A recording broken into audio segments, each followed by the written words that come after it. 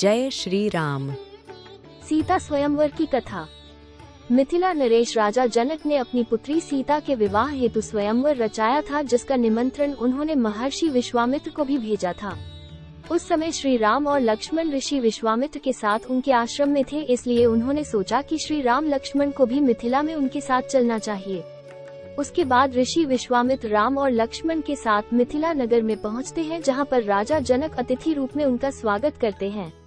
राजा जनक ऋषि विश्वामित्र को कहते हैं कि उन्हें अति प्रसन्नता हुई है कि आप हमारे नगर में मेरी पुत्री सीता को विवाह के लिए आशीर्वाद देने आए हैं।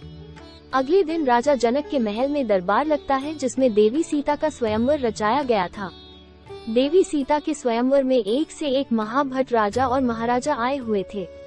देवी सीता जैसी सुंदर नारी को पत्नी रूप में पाने के लिए मनुष्य ही नहीं बल्कि कई देव तथा असुर भी मानव रूप धारण करके स्वयंवर में आए थे, तथा दरबार के मध्य में भगवान शिव का पिनाक धनुष रखा होता है।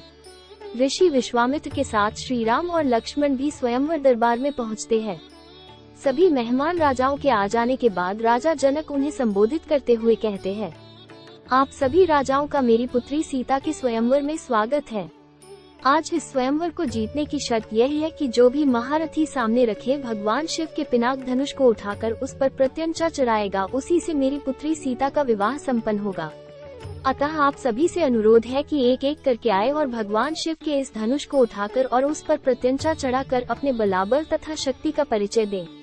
राजा जनक की यह घोषणा सुनकर सभी राजा एक एक करके आते हैं और धनुष को उठाने का प्रयास करते हैं, लेकिन भगवान शिव के उस धनुष को उठाना या प्रत्यंचा चढ़ाना तो दूर, कोई भी राजा महाराजा उस धनुष को हिला तक नहीं पाया। बहुत समय बीत जाने के बाद भी जब कोई राजा उस धनुष को हिला नहीं पाया तो महाराजा जनक को क्रोध आ गया।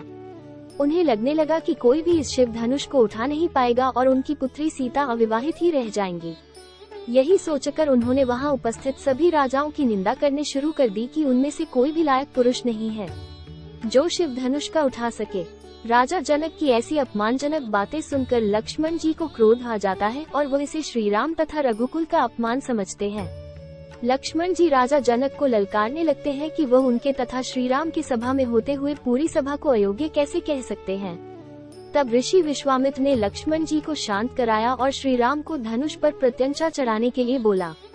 श्रीराम विनम्र भाव से ऋषि विश्वामित्र जी को प्रणाम करके शिव धनुष की तरफ बढ़ते हैं तो वहां पर उपस्थित राजा उनका उपहास करने लगते हैं, क्योंकि कहा जाता है कि उस समय भगवान राम की आयु लगभग 16 से 17 वर्ष की थी।